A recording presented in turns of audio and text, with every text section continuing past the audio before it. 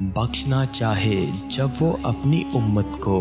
تحفے میں گناہگاروں کو رمضان دیتا ہے، بڑھا دیتا ہے مان ہم جیسے گناہگاروں کا، اس ماہ مقدس کو ایسی شان دیتا ہے۔ نیوز ویوز HD کی جانب سے برکتوں کے مہینے کا استقبال پروگرام شان رمضان، جس میں بیان ہوگی رمضان المبارک کی شان، فضائل اور مسائل، سنائے جائیں گے انبیاء کے قصائص، بتائے جائیں گے قرآنی آیات پر مبنی وظائف۔ تو نیکی اور ہدایت کے اس سفر میں بنے رہیں ہمارے ہم سفر، روزانہ سحر 3 بجے۔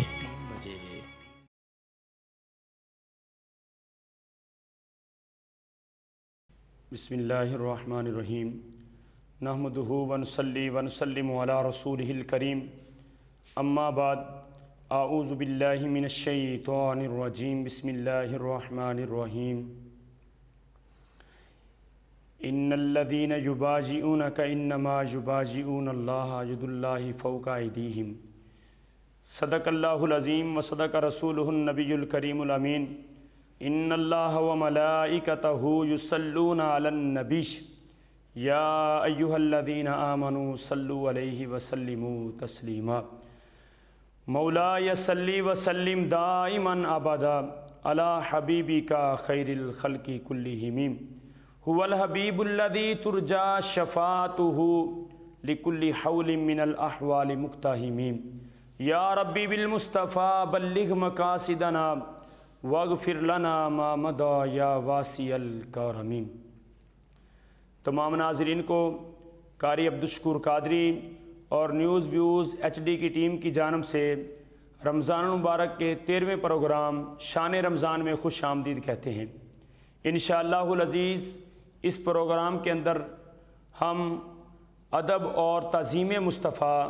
صلی اللہ علیہ وسلم، جو حضور علیہ الصلاۃ والسلام کا ادب صحابہ کرام نے کیا، حضور علیہ الصلاۃ والسلام کے غلاموں نے کیا، اس کے اوپر گفتگو ہوگی۔ اور انشاءاللہ العزیز پروگرام کے اختتام پر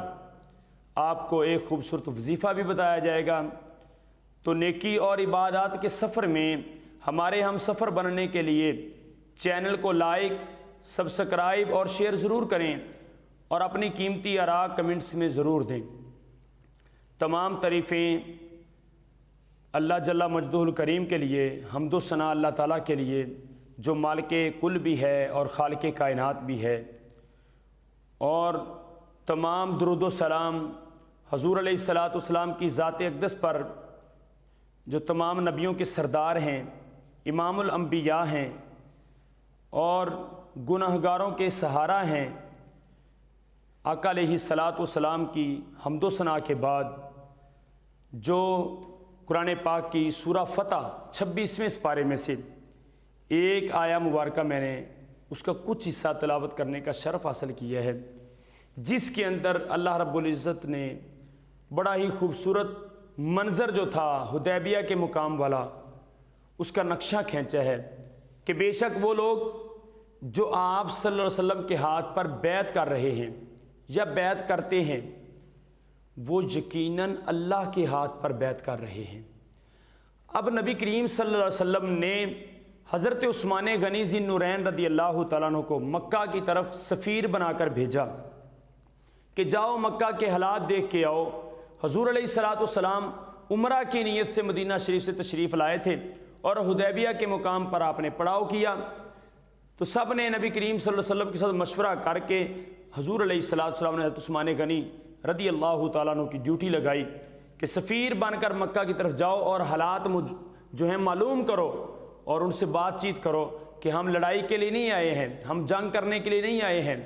بلکہ ہم آئے ہیں صرف اللہ کے گھر کا طواف کرنے کے لیے، عمرہ کرنے کے لیے آئے ہیں۔ تو جب صحابہ کرام حضور علیہ الصلاۃ والسلام کے ہاتھوں پر بیعت کر رہے تھے، 1400 یا 1500 کے قریب صحابہ کرام موجود تھے حدیبیہ کے مقام پر، تو ان میں حضرت عثمان غنی ذی النورین نہیں تھے۔ تو جب سب نے ہاتھ حضور کے ہاتھ پہ رکھ دیے، میرے آقا صلی اللہ علیہ وسلم نے اپنا ہاتھ ان کے ہاتھوں پہ رکھ کے فرمایا یہ عثمان کا ہاتھ ہے۔ اللہ نے فرمایا کہ محبوب یہ ظاہراً تو تیرا ہاتھ ہے، فرمایا ید اللہ فوق ایدیہم، ان سب کے ہاتھوں پر حقیقت میں اللہ کا ہاتھ ہے۔ یہ قرآن پاک کے الفاظ ہیں جو قرآن پاک کی 26ویں پارے کی سورہ فتح کے اندر موجود ہیں کہ صحابہ کرام کس طرح حضور سے محبت کرتے تھے۔ حضرت عثمان غنی صحن حرم میں کھڑے ہیں اور قریش سے جب بات چیت ہوئی، انہوں نے کہا بھی آپ آ گئے ہیں، آپ کعبے کا طواف کر لیں، حجر اسود کو بوسہ دے لیں، مقام ابراہیم پر نوافل شکرانے کے ادا کر لیں، صفا مروہ کی سعی کر لیں، زمزم پی لیں۔ حضرت عثمان غنی ذی النورین رضی اللہ تعالیٰ نے کہا کس کعبے کی بات کرتے ہو؟ ہمارے آقا نے تو 17 ماہ جو ہے اس کی طرف منہ کر کے نماز ہی نہیں پڑھی۔ اگر کعبے کو شان و شوکت دلوائی ہے تو حضور علیہ السلام نے دلوائی ہے۔ حضرت عثمان کہتے ہیں تم کیا سوچتے ہو کہ عثمان اکیلا آ کے کعبے کا طواف کر لے گا؟ میں کہتا ہوں جب تک حضور صلی اللہ علیہ وسلم میرے ساتھ نہیں ہوں گے میں عثمان اکیلا کعبے کا طواف نہیں کروں گا۔ تو یہ تھی ان کی محبت، کس قدر حضور علیہ السلام کے ساتھ تعلق تھا کہ انہوں نے یہ نہیں سوچا کہ اللہ کا گھر سامنے ہے، انہوں نے کہا اگر اللہ کے گھر کی زیارت کرنی ہے، اس کا طواف کرنا ہے، تب مزہ آئے گا جب حضور علیہ السلام میرے ساتھ ہوں گے۔ اور جب قریش والوں نے اپنا سفیر عروہ بن مسعود رضی اللہ تعالیٰ عنہ، جب تک یہ صحابی رسول نہیں بنے تھے، یہ قریش کی طرف سے سفیر بن کر حضور علیہ السلام کی بارگاہ اقدس میں حاضر ہوئے اور آ کر حضور علیہ السلام سے منت سماجت کرنے لگے کہ آپ اس دفعہ واپس چلے جائیں، اگلے سال جو ہے عمرے کے لیے آ جائیں۔ کہتے ہیں میں یہاں تک پہنچ گیا کہ میں نے اپنا ہاتھ بڑھایا اور میں نے کہا کہ حضور علیہ السلام کی ریش مبارک، داڑھی مبارک کو ہاتھ لگا کے عرض کرتا ہوں۔ کہتے جب میں نے ہاتھ قریب کیا، اوپر ایک نوجوان کھڑا تو اس نے تلوار کا دستہ میرے ہاتھوں پہ مارا، کہا عروہ ہاتھ پیچھے کر لے، تجھے پتہ نہیں یہ رسول اللہ صلی اللہ علیہ وسلم تشریف فرما ہے، یہ امام الانبیاء ہیں، تو کافر ہے، تو مشرک ہے، کیسے اپنے ہاتھ بڑھا کے ہمارے آقا کو لگا رہا ہے؟ اور یہاں تک عروہ بن مسعود کہتا ہے کہ میں نے دیکھا کہ حضور علیہ السلام جب وضو فرماتے ہیں، صحابہ کرام ان کے وضو کے پانی کا ایک قطرہ بھی نیچے نہیں گرنے دیتے، اگر ناک سے رطوبت وغیرہ نکالتے ہیں ہاتھوں کو آگے کر کے اپنے چہروں پہ مال لیتے ہیں۔ جب عروہ بن مسعود واپس گیا نا قریش والوں کی طرف، جا کے کہتا ہے او قریش والو، میں کیسر و کسریٰ کے دربار میں گیا سفیر بن کر گیا، میں نجاشی کے دربار میں گیا سفیر بن کر گیا، میں بڑے بڑے لوگوں کے درباروں میں گیا ہوں، لیکن خدا کی قسم رب کے محبوب کے دربار کی شان ہی نرالی میں نے دیکھی ہے۔ میں کیا وہاں دیکھتا ہوں کہ جس نبی کے غلام، جس نبی کے صحابی، جس نبی کے امتی ان کے وضو کے پانی کا ایک قطرہ نیچے نہیں گرنے دیتے، تم کیا سوچ سکتے ہو وہ اس نبی کا خون کا قطرہ کیسے نیچے گرنے دیں گے؟ اس قدر وہ صحابہ حضور علیہ السلام سے محبت کرتے ہیں۔ تو نبی کریم صلی اللہ علیہ وسلم کے ایک صحابی ہیں، سورہ انفال کے اندر موجود ہے، اس آیہ مبارکہ کی تفسیر کے اندر اللہ تعالیٰ فرماتا 9واں سپارہ ہے، یا ایھا الذین آمنوا استجیبوا للہ وللرسول اذا دعاکم لما یحییکم۔ صحابی کا نام ہے حضرت سعید بن معلہ رضی اللہ تعالیٰ عنہ، اور 9واں پارہ ہے، سورہ انفال ہے۔ نبی کریم صلی اللہ علیہ وسلم نے ایک دن حضرت سعید بن معلہ کو آواز دی، تعال یا ابی سعید، اے ابو سعید قریب آؤ۔ آپ نماز ادا کر رہے تھے، جب نماز پڑھ رہے تھے جلدی جلدی ان کے نماز کو کمپلیٹ کیا، ان کے کانوں میں حضور علیہ السلام کی آواز پڑی، دوڑتے ہوئے آقا صلی اللہ علیہ وسلم کی بارگاہ میں آگے عرض کی یا رسول اللہ صلی اللہ علیہ وسلم، میرے ماں باپ قربان آقا، کیا حکم ہے؟ فرمایا میں نے تجھے آواز دی تھی، کیا کر رہے تھے آپ؟ عرض کی یا رسول اللہ صلی اللہ علیہ وسلم میں نماز پڑھ رہا تھا۔ فرمایا آپ نے قرآن نہیں پڑھا؟ اللہ فرماتا ہے یا ایھا الذین آمنوا استجیبوا للہ وللرسول اذا دعاکم، اے ایمان والو جب تمہیں اللہ اور اس کا رسول بلائے فوراً حاضر ہو جایا کرو۔ یا رسول اللہ صلی اللہ علیہ وسلم آج کے بعد ایسا نہیں ہوگا۔ پھر آپ ایک دن نماز پڑھ رہے ہیں، نبی کریم صلی اللہ علیہ وسلم نے بلایا، آپ نے وہاں سے نماز چھوڑی اور حضور علیہ السلام کی بارگاہ اقدس میں حاضر ہوئے۔ جب حاضر ہوئے آقا علیہ السلام نے کہا یہ فلاں کام ہے، مدینہ شریف میں فلاں صحابی سے کہہ کے آؤ۔ آپ گئے مدینہ شریف میں، گلیوں میں بھی گھومے، جب واپس آئے میرے آقا صلی اللہ علیہ وسلم نے فرمایا اے ابی سعید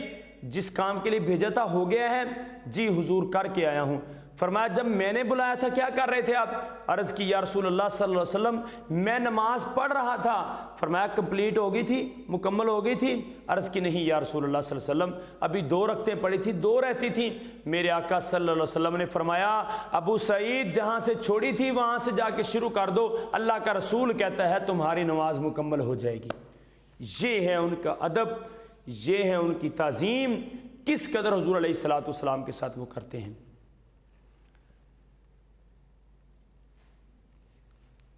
اسی طرح 5 ہجری کا واقعہ ہے، افق کا واقعہ ہے کہ نبی کریم صلی اللہ علیہ وسلم ایک غزوے سے واپس تشریف لا رہے تھے، راستے میں ایک جگہ پر پڑاؤ کیا اور اماں عائشہ صدیقہ رضی اللہ تعالیٰ عنہا جو تھیں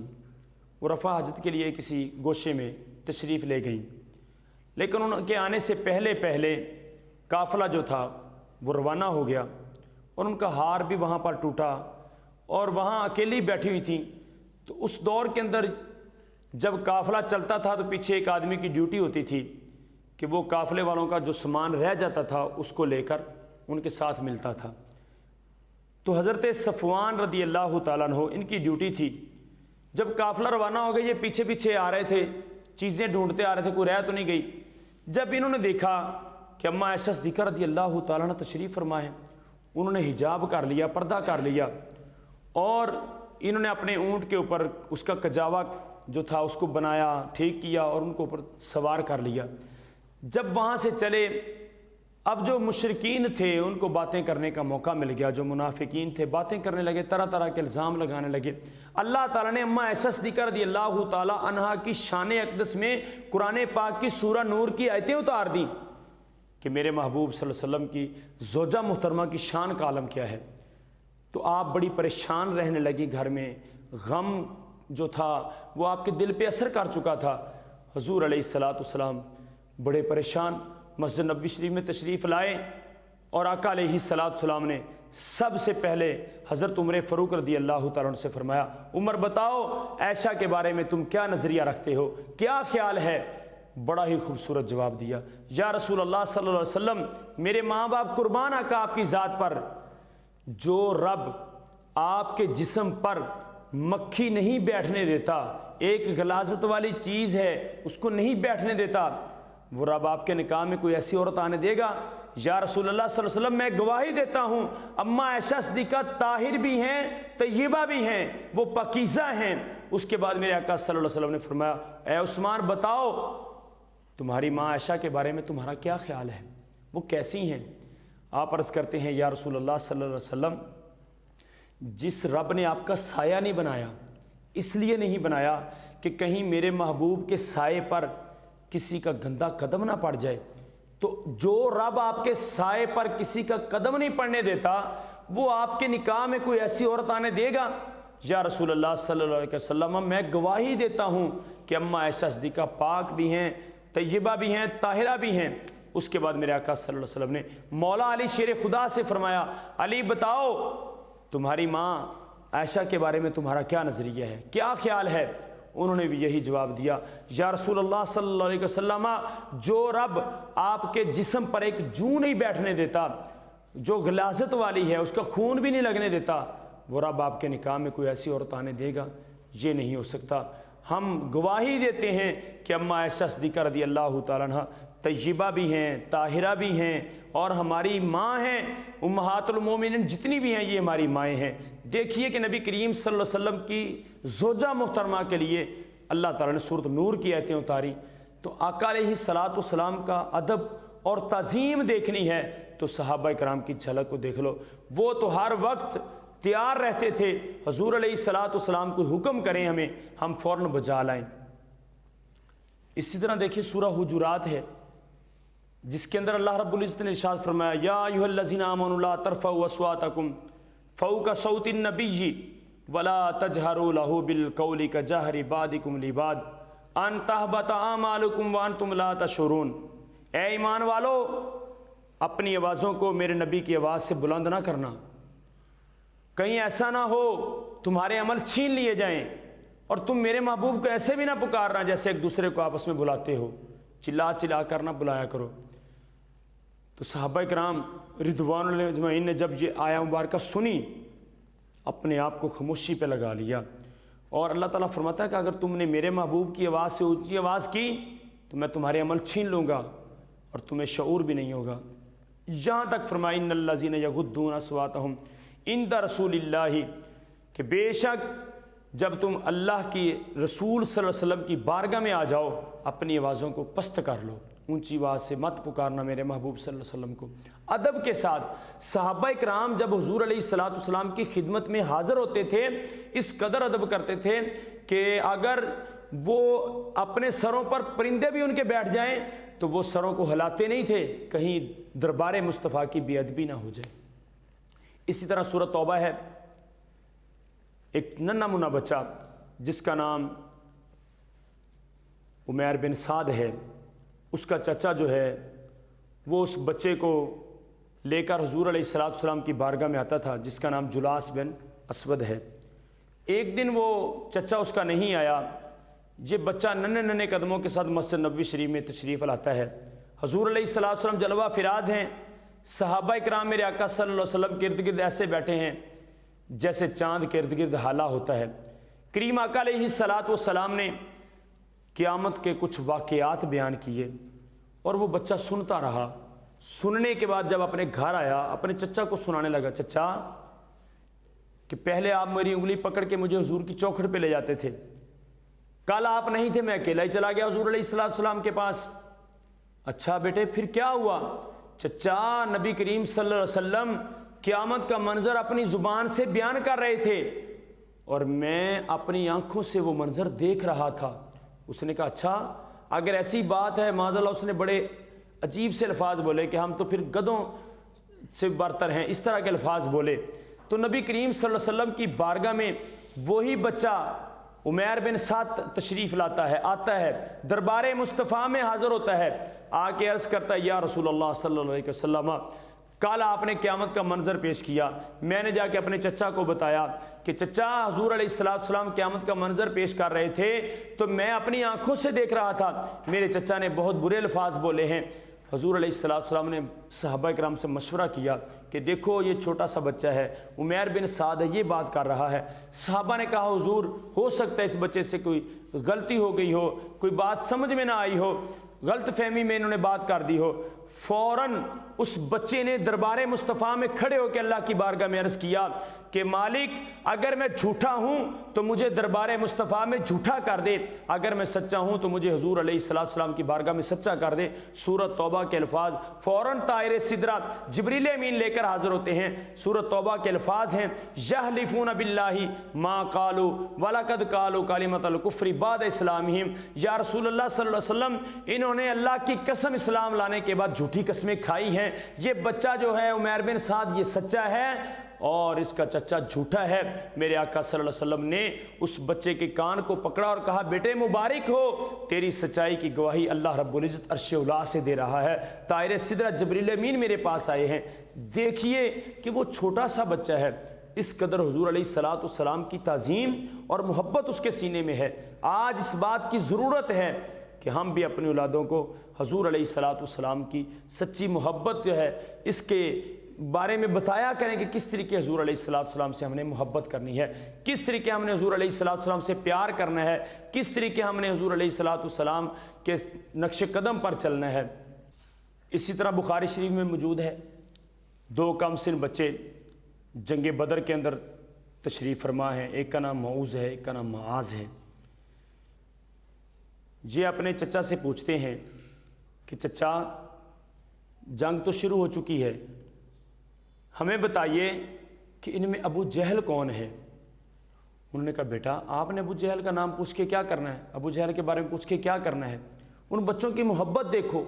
وہ کہتے ہیں چچا ہم نے سنا ہے کہ یہ نبی کریم صلی اللہ علیہ وسلم کو گالیاں دیتا تھا، یہ حضور علیہ الصلوۃ والسلام کے بارے میں غلط الفاظ بولتا تھا۔ کہتے ہیں میں نے ابھی اشارہ کیا ہے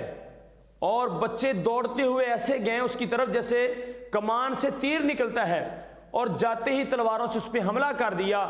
اور دشمن رسول کو انہوں نے فوراً واصل جہنم کیا۔ صرف نبی کریم صلی اللہ علیہ وسلم کی محبت کا سمندر جو ان کے دل کے اندر ٹھاٹھیں مار رہا تھا، جو عشق ان کے دل کے اندر تھا حضور علیہ الصلوۃ والسلام کا، اس محبت کو ساتھ رکھتے ہوئے، اس تعظیم کو ساتھ رکھتے ہوئے فوراً پہنچتے ہیں اور دشمن خدا کو واصل جہنم کرتے ہیں۔ اسی طرح حضرت سلمان فارسی رضی اللہ تعالیٰ عنہ کو دیکھ لیجئے، کس طریقے حضور علیہ الصلوۃ والسلام سے محبت کرتے ہیں۔ وہ سلمان جس کے بارے میں نبی کریم صلی اللہ علیہ وسلم نے ارشاد فرمایا، سلمان میرے اہل بیت میں سے ہے، میرے گھر میں سے ہے۔ یہ سلمان جب انہوں نے نبی کریم صلی اللہ علیہ وسلم کے بارے میں سنا، فارس شہر چھوڑا،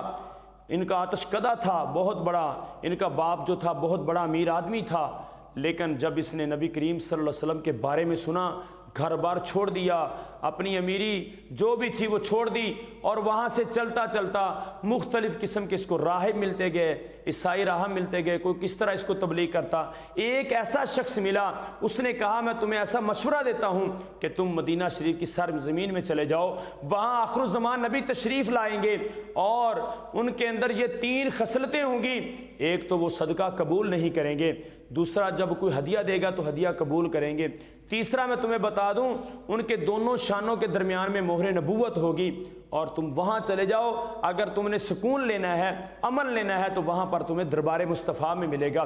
یہ حضرت سلمان فارسی رضی اللہ تعالیٰ عنہ کہتے ہیں، میں فارس سے چلا، چلتا چلتا بڑی تکلیفیں برداشت کیں، بڑی مصیبتیں، لیکن حضور علیہ الصلوۃ والسلام کی محبت کی خاطر جب میں قباء کے مقام پہ پہنچا، مجھے پتہ چلا کہ حضور علیہ الصلوۃ والسلام مدینہ شہر کے اندر تشریف لے گئے ہیں، میں بھی چلا وہاں، حضور علیہ الصلوۃ والسلام جنت البقیع میں ہیں، اور میں آقا علیہ الصلوۃ والسلام سے کہتا ہوں یا رسول اللہ صلی اللہ علیہ وسلم یہ صدقہ قبول کر لیجئے۔ آپ نے پکڑا اور فرمایا ان صحابہ کو دے دو اور لوگوں کو دے دو، لیکن اس نے جب یہ دیکھا، حضرت سلمان فارسی رضی اللہ تعالیٰ نے دیکھا کہ حضور علیہ الصلوۃ والسلام صدقے کا مال نہیں لے رہے، انہوں نے کہا ایک نشانی پوری ہو گئی ہے،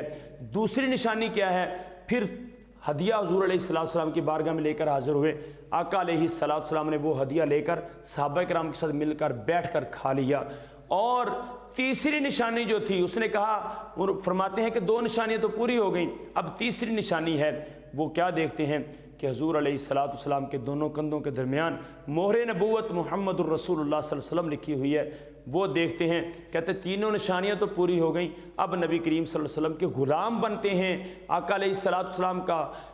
کلمہ پڑھ کر مسلمان ہوتے ہیں، اور حضور علیہ السلام کے جب غلام بنے تو میرے آقا صلی اللہ علیہ وسلم سے اس قدر محبت کہ میرے آقا نے بھی فرما دیا کہ سلمان جو ہے یہ میرے اہل بیت میں سے ہے۔ کس لیے کہا؟ کہ وہ حضور علیہ السلام سے سچی محبت کرتے تھے، ہم جیسے نہیں تھے، ہم تو نعرے لگا کے چلے جاتے ہیں۔ ہمیں بھی چاہیے کہ ہم نے بھی اگر کچھ حاصل کرنا ہے تو حضور کی محبت سے حاصل ہوگا۔ اور الحمدللہ ہمارے پروگرام کا اب اختتام ہوتا ہے، انشاءاللہ العزیز کل 14 رمضان مبارک کے حوالے سے آپ کے ساتھ حاضر ہوں گے۔ نیکی اور عبادات کے سفر میں ہمارے چینل کو لائک اور سبسکرائب اور شیئر ضرور کریں، اور کمنٹس میں اپنی قیمتی آراء ضرور دیں۔ اور پروگرام کے اختتام پر آپ کو ایک خوبصورت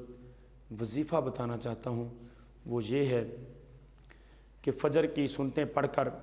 ایک تسبیح